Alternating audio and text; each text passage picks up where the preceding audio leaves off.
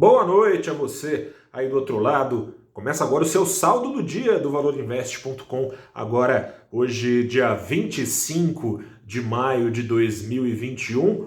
Mudou tudo nessa terça-feira, ou quase tudo. Uma coisa que não mudou é que a curva de juros, o comportamento dos juros futuros aqui no Brasil, segue em descompasso ao prêmio de risco apontado na Bolsa e no dólar. Ontem, se você acompanhou o saldo do dia, ficou sabendo que a curva de juros aqui no Brasil embicou de ponta a ponta para cima, especialmente na ponta mais curta, por causa de projeções em relação à inflação sendo puxadas para cima e antevendo então uma Selic com uma pressão de alta maior no curto prazo. Hoje mudou.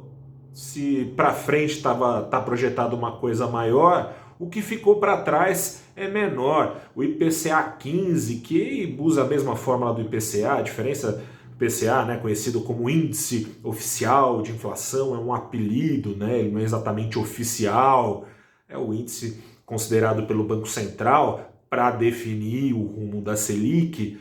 Saiu hoje não o IPCA 15, que usa a mesma fórmula, o mesmo cálculo. A única diferença é que, enquanto o IPCA considera do primeiro ao último dia de um mês para medir a variação média de preços, o IPCA 15 mede do dia 15 ao outro dia 15 do outro mês. Acontece que veio um dado de inflação mais baixo do que era esperado, e assim, a curva apontou para baixo de ponta a ponta, ainda na ponta curta, de novo, em maior intensidade, em vez de ser para cima, para baixo, ponta longa também caindo um pouquinho. E aí você deve estar pensando, poxa, veio esse alívio aí com a inflação, o mercado deve ter continuado aí com apetite em risco, apetite em risco, porque o apetite ao risco seguiu em baixa.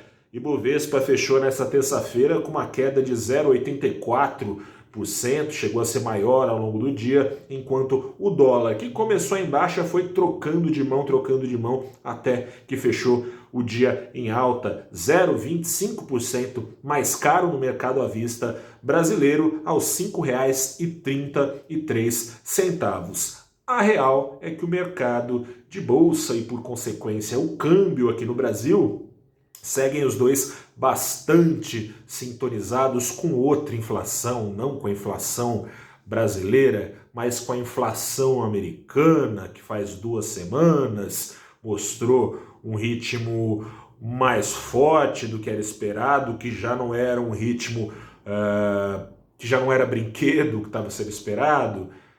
E, assim, na verdade, a gente fala muito da inflação americana, mas o que preocupa mesmo é o sinal dado por ela, né? É um termômetro do que o Banco Central americano, que também, como todo Banco Central, tem como meta controlar a inflação, ainda que o Banco Central americano tenha como meta também o emprego, mas o Banco Central americano tem como meta controlar a inflação e, portanto, se uma inflação mais alta faz juros subirem no Brasil, no Banco Central americano a situação pode ser a mesma e os investidores temem, mais do que os juros subirem lá nos Estados Unidos, o que deve, ao que parece, ficar só para 2023 e justamente por causa dessa meta de emprego aí que o Banco Central americano também tem, então, e tem dito assim em seus comunicados, com preocupações maiores com o emprego do que a inflação, justificando os juros mantidos a zero ainda por um longo tempo, o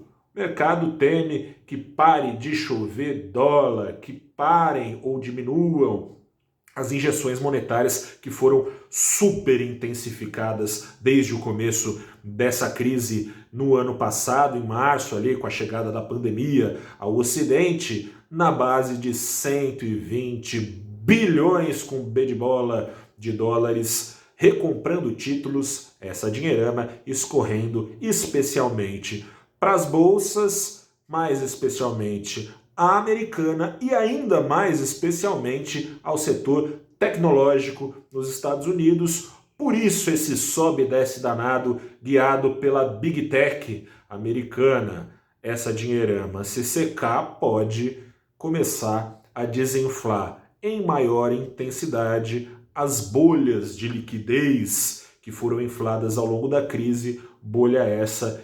especialmente no mercado americano. E aí você se pergunta o que o Ibovespa tem a ver com isso? Lá na prateleira dos investidores estrangeiros tem os espaços, né, para ativos considerados mais arriscados e menos arriscados. Ainda que as ações de tecnologia não sejam consideradas tão arriscadas quanto o mercado brasileiro, esteja num guichê diferente nessa prateleira de riscos, está na mesma prateleira do que se tem de mais arriscados por outros motivos. Dessa forma, penalizada a Bolsa Brasileira, com o pessoal lá fora pulando fora de risco e realizando lucros conquistados aqui no Brasil recentemente. Não à toa, as fatias mais relevantes do Ibovespa foram as que apontaram para baixo, as ações ligadas aos preços do minério, que, poxa, tem ganhos absurdos nos últimos 12 meses, passaram por realização forte. A ação da Vale hoje caindo 2,5%, em 12 meses, 130% de ganhos. Os Minas, que em 12 meses trouxe aos seus investidores 300% de alta, caindo mais hoje, caindo um pouco abaixo dos 3%. Petrobras, aliás, isso mesmo com o minério tendo estancado as quedas, semelhante ao que aconteceu com a Petrobras, que afundou mesmo com o petróleo levemente para cima. Bancões também apanhando. Esses três setores, time do minério, petróleo e bancões, representando mais de 40% de Ibovespa, apontando para baixo. Aí não tem quem segure.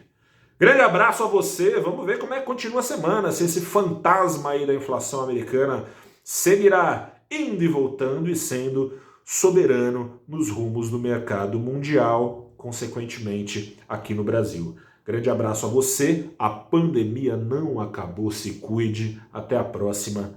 Tchau.